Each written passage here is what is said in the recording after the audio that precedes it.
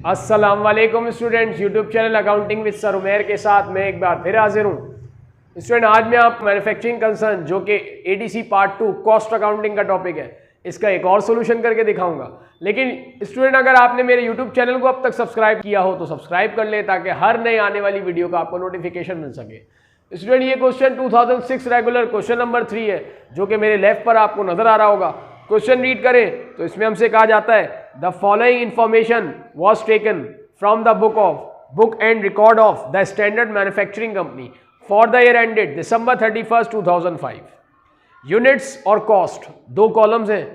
Sales during the year 8000 units, 8000 unit हमने sale किए during the year. Opening inventory of finish goods 1800 unit और उसकी cost है 14500। Beginning के यूनिट जो है वो 1800 है फिनिश गुड्स के और उसकी कॉस्ट 14500 है। Closing inventory work in process units ending 100 और वर्क इन प्रोसेस एंडिंग की हमें कॉस्ट नहीं पता। फिनिश गुड्स एंडिंग जिसके 2000 यूनिट्स हैं और कॉस्ट हमें उसकी नहीं पता। मैन्युफैक्चरिंग कॉस्ट में डायरेक्ट मटेरियल, डायरेक्ट लेबर और एफओएच। तो डायरेक्ट मटेरियल हमें गिवन है 30,000, डायरेक्ट लेबर गिवन है 20,000 और फैक्ट्री ओवरहेड है 16,000। फिर देन हमसे कहा जाता है इन्वेंट्री, द फॉर्मेट है submitted the following information for work in process. Inventory cost 2700, direct labour 1000, यानी वर्क इन प्रोसेस एंडिंग जो है स्टूडेंट उसमें मटेरियल जो है वो टोटल 2700 की है और लेबर 1000 की है और हमें फैक्ट्री ओवरहेड नहीं पता। अगर हम इसका फैक्ट्री ओवरहेड निकाल लें और तीनों एलिमेंट ऑफ कॉस्ट यानी डायरेक्ट मटेरियल, डायरेक्ट लेबर और फैक्ट्री ओवरहेड ऐड कर लें तो हम वर्क इन प्रोसेस एंडिंग निकाल सकते हैं। The company past experience show that the FOH cost tend to be fluctuate closely in proportion to direct labour cost. और company का पास्ट एक्सपीरियंस ये बताता है कि जो एफओएच है वो डायरेक्ट लेबर की बेस पर अप्लाई की जा रही होती है। रिक्वायरमेंट में हमसे कहा जा रहा है determine the number of units manufactured during the year, जो यूनिट्स हमने बनाए पूरे साल में वो निकाले। देन हमसे कहा जाता है compute the estimated cost of work in process ending की कॉस्ट निकाले। फिर हमसे कहा जाता है determine the cost of each unit, per unit cost निकाले।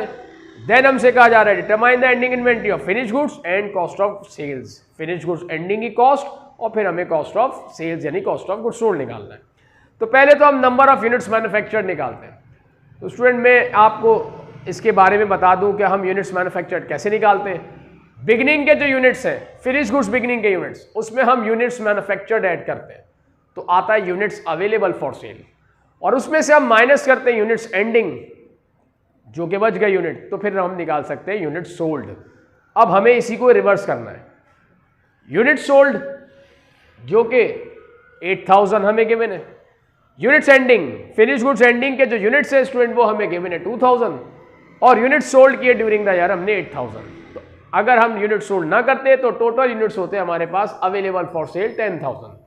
उसमें से बिगनिंग के जो यूनिट्स हैं वो 1800 तो हमारे पास ऑलरेडी पहले से बने हुए थे, जैसे हमने फिनिश गुड्स बिगनिंग के यूनिट्स का, और वो है हमारे पास 1800, वो हमने इसमें से माइनस किया। तो पूरे साल के दौरान जो हमने यूनिट्स मैन्युफैक्चर्ड किए वो किए 8200। देन हमसे कहा जा रहा है वर्क इन प्रोसेस एंडिंग निकालें। तो ये वर्क इन प्रोसेस एंडिंग की वर्किंग हो गई, लेकिन इसके लिए पहले स्टूडेंट हम एफओएच रेट निकालेंगे। एफओएच रेट निकालने के लिए factory overhead divide by direct labour multiply 100, और ये फैक्ट्री ओवरहेड और डायरेक्ट लेबर हमने मैन्युफैक्चरिंग कॉस्ट से ली। फैक्ट्री ओवरहेड 16,000 थी मैन्युफैक्चरिंग कॉस्ट की और लेबर जो थी उसकी वो 20,000 थी। डिवाइड किया और 100 से मल्टीप्लाई किया, 80% रेट आ गया। इसका मतलब जितनी लेबर लगती है एफओएच उसका 80% होता है। अब यही सेम प्रोपोर्शन हर जगह अप्लाई किया जाएगा, यानी मैन्युफैक्चरिंग कॉस्ट में अगर लेबर एफओएच का जो प्रोपोर्शन है वही वर्क इन प्रोसेस में भी होगा। तो अब हम वर्क इन प्रोसेस एंडिंग निकालते हैं, जो कि हमसे कहा जाता है कि मटेरियल जो है वो 2700 की है, डायरेक्ट लेबर जो है वो 1000 है और फैक्ट्री ओवरहेड हमें पता है कि लेबर जो है 1000 है, तो इसका 80% फैक्ट्री ओवरहेड है जो कि हमने यहाँ से निकाला था। वो लेबर पे अप्लाई किया, 800 आ गई फैक्ट्री ओवरहेड, और जब हमने तीनों प्लस कर लिया तो ये हमारे पास निकल आई work in process ending.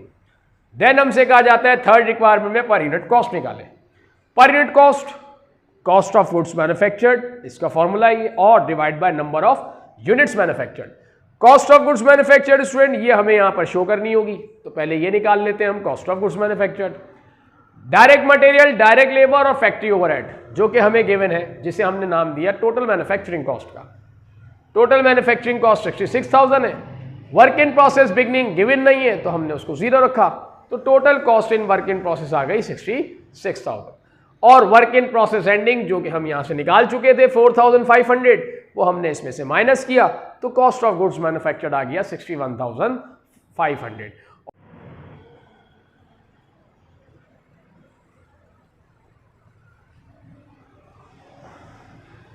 Student अब इसका हम फिनिश गुड्स एंडिंग निकालेंगे, यानी cost of finish goods ending.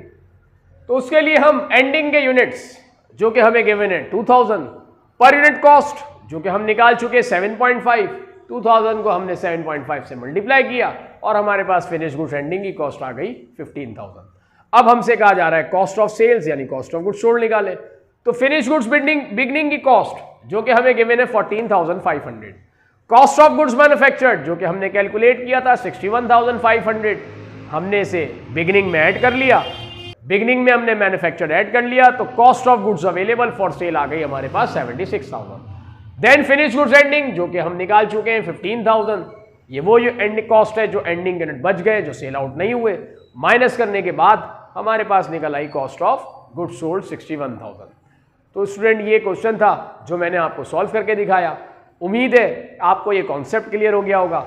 Next video तक के लिए मैं आपसे इजाजत चाहता हूँ। अल्लाह हाफिज।